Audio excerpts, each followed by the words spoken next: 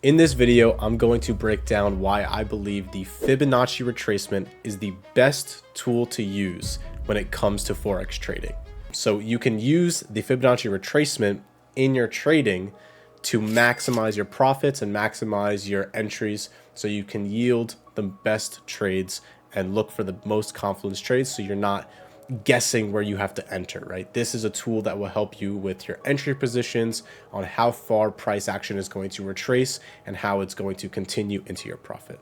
So we're going to go to the charts now. I'm going to show you where the tool is, how to set up, and how you can use it to properly maximize your profits when you're trading. Now that we're in trading view, let me show you guys where the tool is and what my settings are so you can use it properly. You can see this tool that shows 4 lines, and then there's a little circle on one of them and another little circle on another line. This is the Fibonacci retracement tool.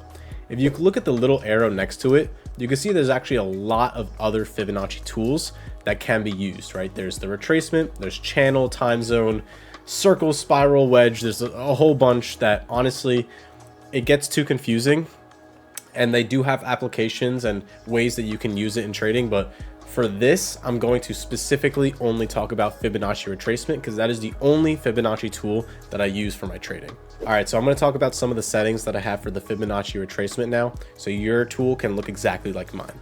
So first up, we come here, we double click, right? We double click on the Fibonacci tool, and that'll bring up all the settings. The first up, this is the first page that I have for all the styles. So if you want to copy it, go ahead and copy it. But the most important parts, right, is you want to make sure that the 0.618 zone is selected, the 0.382 zone is selected, same with the 0 and 1.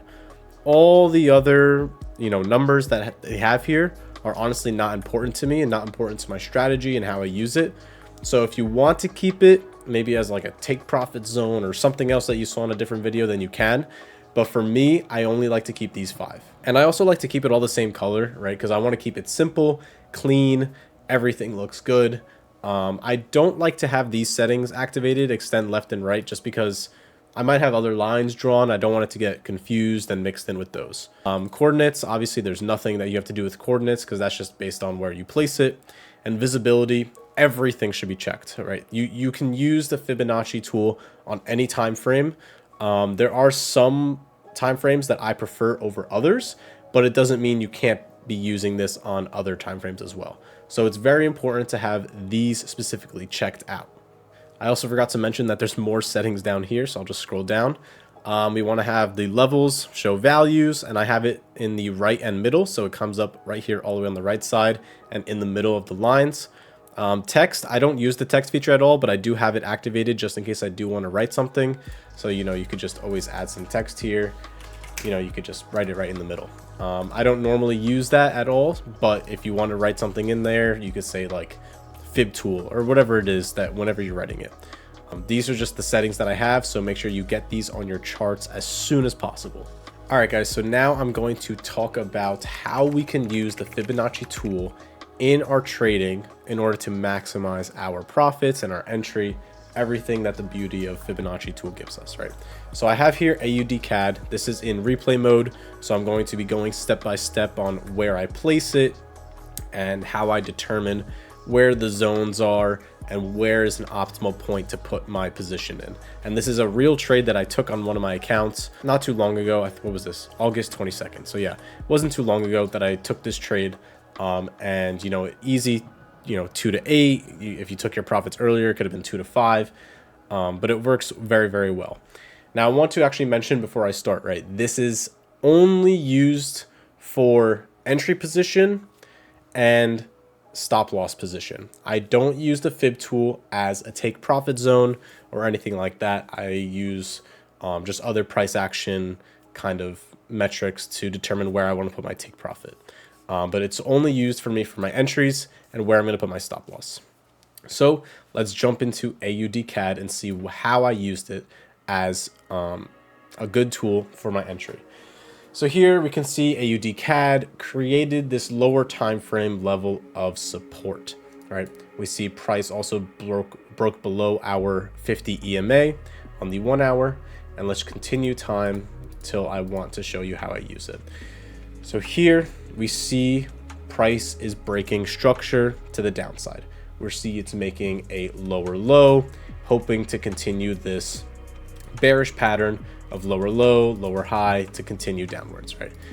The only time I start to bring out the fib tool is when I see a big push and the moment it starts to reverse in the other direction. So let me show you exactly where I mean, right? So we're going along, and then this right here, right? These 2 hours is where I start to think about the Fibonacci retracement, think about getting into an entry position. What are my confluences to an entry position here? So I'll bring out my Fibonacci tool, click it right here. It's on my little hotbar. I go from the top of the push down to the bottom of the push, right? So since this is a bearish move, I'm going from the top of the push. I click it once at the top wick, all the way down till the bottom 0 lines up with the bottom of the push, right? It doesn't matter how far right or left you draw it, just enough so you can see, just so you can see everything, right? From the most important, because so many people ask me, from the top of the wick of the push all the way down to the bottom of the wick of the push. And that's why I wait for this 1 hour to start to reverse, right? Because if it makes no sense that I see price coming down, then I put it here, or as it comes down, I put it here. I just wait until it starts to reverse and look clean in the other direction before I draw my Fibonacci sequence, right?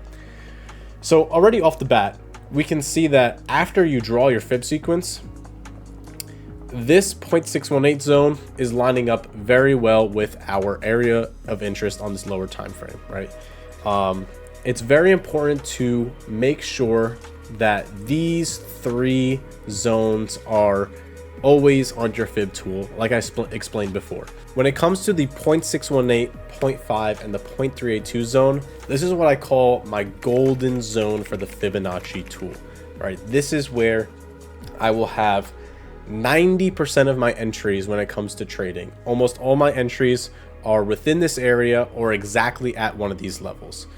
So it's very, very clean to have this zone kind of marked up on your chart. You don't have to draw the box every time. If it makes it look cleaner to you, you can, just so you know that an entry position is good to have in that area.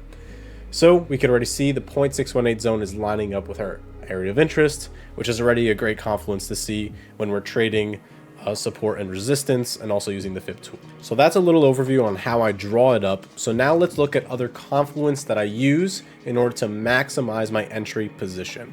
Okay, so first, like I said before, the area of interest is already lining up super well. The 1 hour EMA is also lining up super well, because if we see that price, if it does continue back up, right, maybe over the next 1-2 hours, by the time it reaches our area of interest and reaches the 0.618 zone, our EMA will be lining up nearly perfectly, right, to use it as resistance as well, to start to head to the downside with price, right? Our price is looking to make the retracement to continue to the downside. So that's something that I think about as time is going on and price action is being developed. I also like to use supply and demand when it comes to my entry position as well. Specifically on more of the higher time frames, like the 4 hour, the 2 hour, 1 hour, and maybe the 30-minute. But more specifically, like the 4 hour, 2 hour, 1 hour is kind of where my key supply and demand zones will be. So if we see here, we have our 4 hour, we drop one more, we have our 2 hour right here.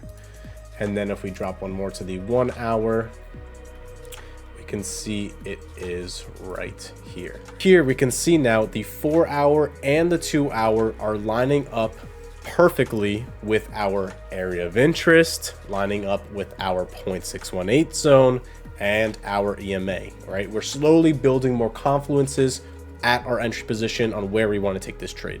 So now that I have these kind of tools lined up and drawn, this is where I make the decision if I do want to enter the trade or not.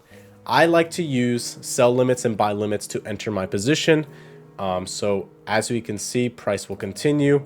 At this point, my entry is set up here, right? I said I want my entry to be at the exact point where my 4 hour supply zone is. Now, some of you may ask, why the 4 hour, why not the 2 hour or the 1 hour? You know, it could retrace back more up into the 1 hour before heading to the downside. Correct, it can. But the whole goal is that we want to use this area as resistance. So we're waiting for price to make the push and retrace back into our area of interest, right? We want price to respect our area of interest. That's the main key. So that we want to kind of put our position in an area where it's first going to reject. I don't like to put my entry at 0.382 or 0.5 if there is no supply and demands that's near it, or even if my area of interest is not near it, right? It's way more of a higher confluence and probability that our entry and top of the push back into the retracement is going to be in this area of interest closer to these supply zones. So that's why I would like to have my entry at the exact point where the 4 hour is making the lowest supply zone possible. Now, in terms of where I'm putting my stop loss, there's two places that I like to put it.